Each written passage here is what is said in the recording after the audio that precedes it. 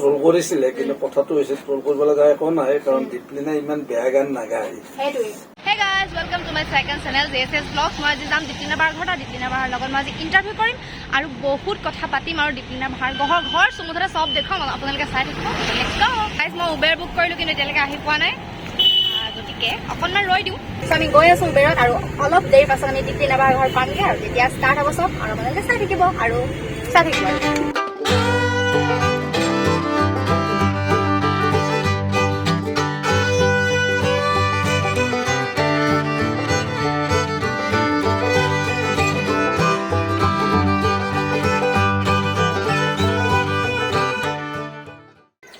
So, এতিয়া আমি ৰৈ আছোঁ দীপলিনা বাৰ কাৰণে বেল চেল ভৰাই লৈছোঁ ঘণ্টা চণ্টা তেওঁলোকে অহা নাই আকৌ বেল মাৰি দিওঁ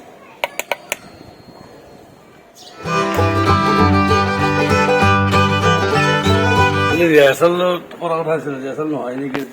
গাটো বেয়া লগাৰ কাৰণে ফাইনেলি আমি দীপলিনা বাৰ ঘৰ পালোহি এয়া আংকল দীপলিনা বাৰ দেউতা আৰু এতিয়া দীপলিনা বাৰ ষ্টুডিঅ' দেখাই দিয়ক অকণমান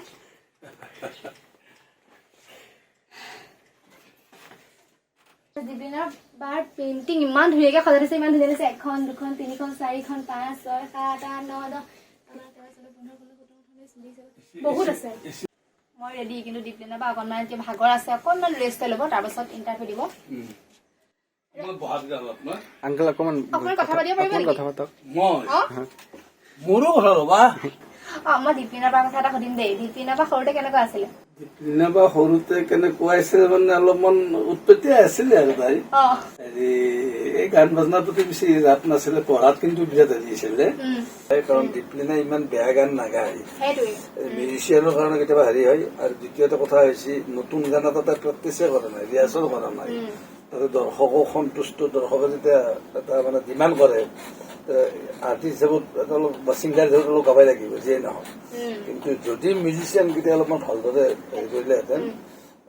তাই অলপমান আৰু বেছি ভাল হতেন ৰোমান্টিক হয় আৰু তাই সেইবিলাক গান অলপ হেৰিছে মই এতিয়া তাইক এটা এডভাইচ দিছো বিহুত আচলতে এইবিলাক গান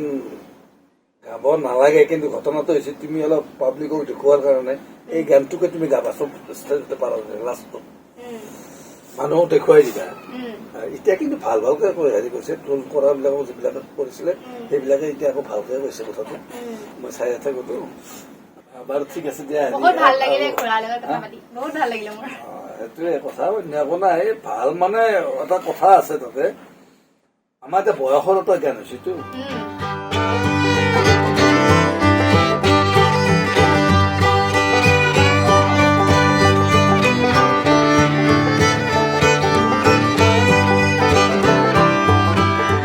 So finally আমি দীপলিনা বাক লগ পাই গলো দীপলিনা বাক কেনেকুৱা লাগিলে খুব ভাল লাগিছে বহুত ভাল লাগিছে আৰু ছোৱালীজনীয়ে বহুত দিনৰ পৰা আচলতে যোগাযোগ কৰি আছিলে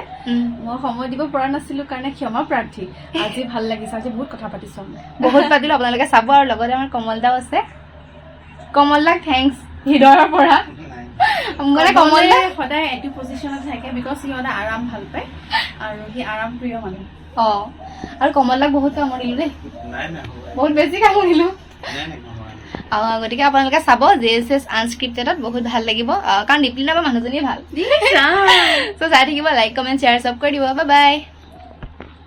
চ' ফাইনেলি আমাৰ ইণ্টাৰভিউ খতম হৈ গ'ল আৰু আমি বহুত কথা পাতিলোঁ দীপলিনা বাৰ লগত আপোনালোকেও চাব আমাৰ JSS আনস্ক্ৰিপ্টেড চেনেলত আৰু এইটো চলি আছে এইটো চাই থাকিব আৰু লাইক কৰি দিব কমেণ্ট কৰি দিব ছাবস্ক্ৰাইব কৰি দিব